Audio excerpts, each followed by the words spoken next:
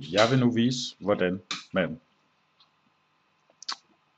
aktiverer sin Google Plus konto i Google Apps for Education i Hedensted, således man får adgang til blandt andet Hangouts.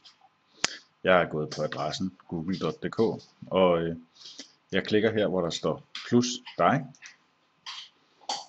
Og i det felt, der kommer her, der taster jeg så mit Unilogin, efterfulgt af /hedskole.dk, og så den tilhørende adgangskode.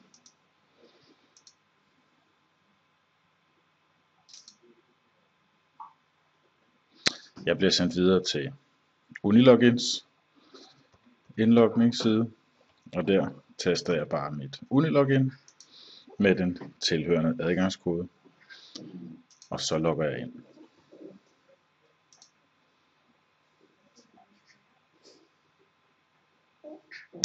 Det første jeg så bliver bedt om, det er at udfylde mit navn og efternavn. Jeg skal vælge mit køn og min fødselsdag. Og her der er det altså vigtigt, at man er ærlig. Vi har kun Google Plus for alle dem, der er fyldt 13 år, så hvis man kommer til at skrive, at man kun er 12 år, så bliver man låst ude af alle Google-produkterne i Google Apps for Education. Så sørg for at skrive sin rigtige fødselsdag, når man har den her adgang, så er man per definition 13 år. Så vi siger ham her, han er fra 19. Vi siger, at den her bruger er fra 1999. Så trykker jeg på opgradere.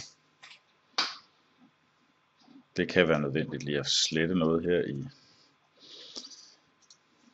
boksen, og så trykker jeg på opgradere.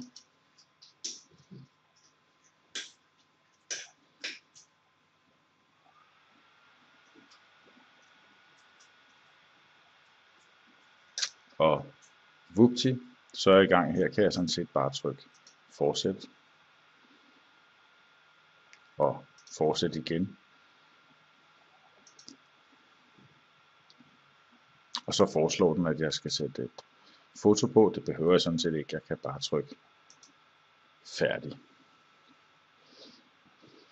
Og her har jeg nu Google Plus.